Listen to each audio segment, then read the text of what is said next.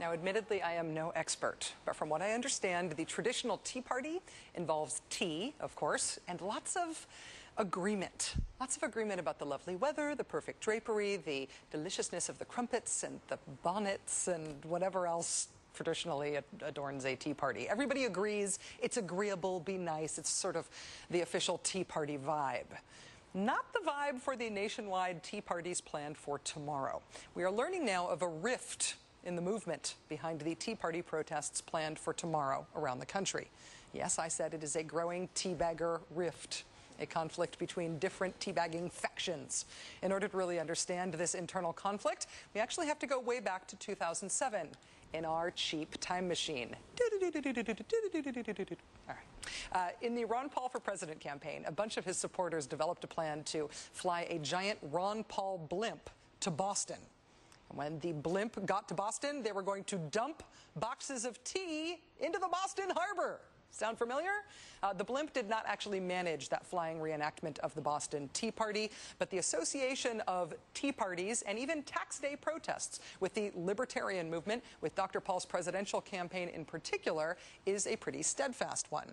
Dr. Paul did pull off a pretty impressive shadow convention held opposite the Republican National Convention in the Twin Cities last fall. It was a victory of sorts for Dr. Paul's backers, who support messages that are anti-tax, anti-spending, often anti-war, anti-Federal Reserve, and frequently quite anti-Republican Party.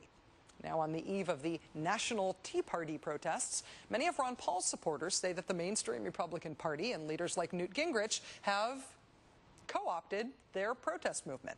Libertarian Party activist and Tea Party planner Jason Pye told the Washington Independent today, quote, "Bringing in someone like Gingrich takes away from the message. Newt Gingrich enabled George W. Bush. He enabled the big spending. He lobbied conservative Republicans to compromise their principles and support Medicare Part D. He supported the bailout." Now, what you see here, this poster was posted online today as a response to Sean Hannity's decision to attend and broadcast his Fox News show from a tea party in Atlanta tomorrow. Now, this is not the product of a lefty anti-Fox News channel group. It was created and posted by libertarians in Georgia who say it is their tea party movement and they didn't invite Mr. Hannity. With all the focus on whether or not teabagging tea partiers represent the future of the opposition to President Obama, is the real story here, is the more honest story here, that the tea parties are in fact the Republicans trying to run off with the libertarians' idea and getting the libertarians very mad at them in the process. Joining us now is Stephen Gordon. He's a political consultant and blogger from Alabama. He was Ron Paul's state media coordinator. Mr. Gordon, thank you so much for coming on the show. Good evening, Rachel. I've got a present for you, actually. These are tea bags, but these are special tea bags. This is a pair of Southern tea bags. I know up north y'all like your tea unsweetened, but in the South, in the deep South especially, our Republican politicians like their tea bags sweetened with taxes and spending. That was very elaborate and much appreciated. I am a big lover of props. Thank you for bringing those.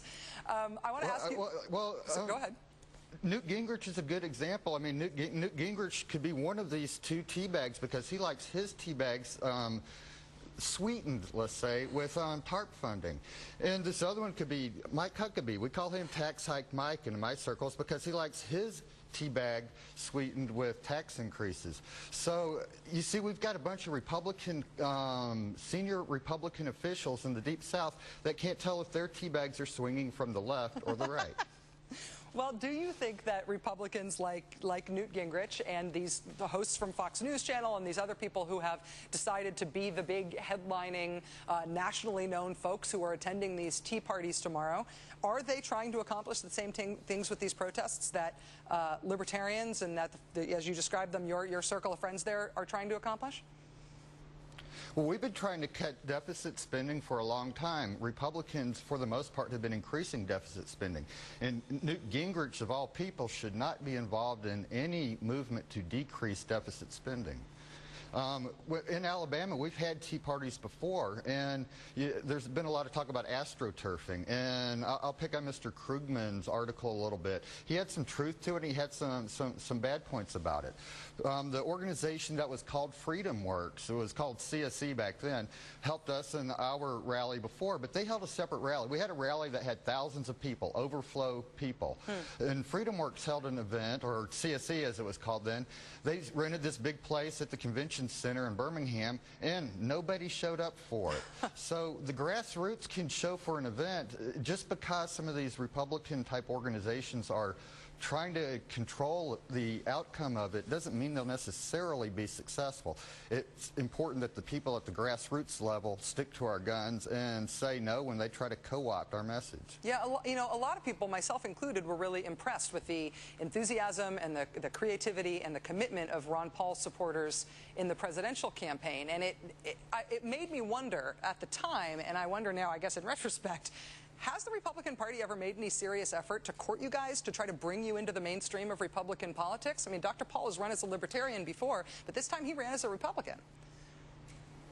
Well, sometimes, I mean, I do consulting on Web 2.0 stuff, and they're always wanting me to help them with their Web 2.0 projects, but they're not wanting to shift their message or change their focus. And I hear a lot of other Ron Paul supporters saying more or less the same thing. Stephen, I understand that in talking about astro-turfing and these other organizations that are sort of getting involved after the fact, after this grassroots movement rose up, claimed the Tea Party symbolism, and used that throughout the Ron Paul campaign and actually throughout the Libertarian Party for a long time. There's a group called the Institute for Liberty, and one of their employees is quoted in the Washington Independent today saying that he's going to bring a large blue arrow to the Tea Party in D.C. tomorrow that'll be marked Tea Party Crasher. And he's planning on pointing that arrow at fringe protesters who show up at the event. If somebody pointed an arrow like that at you at one of these events tomorrow, what would you do? That's a good question. Caught me off guard on that. If I'm not mistaken, this is the gentleman who's bringing Alan Keyes to speak in D.C., and if that's the case, it'd be pretty simple to grab a microphone and start pointing out how Alan Keyes has treated his own daughter. Oh.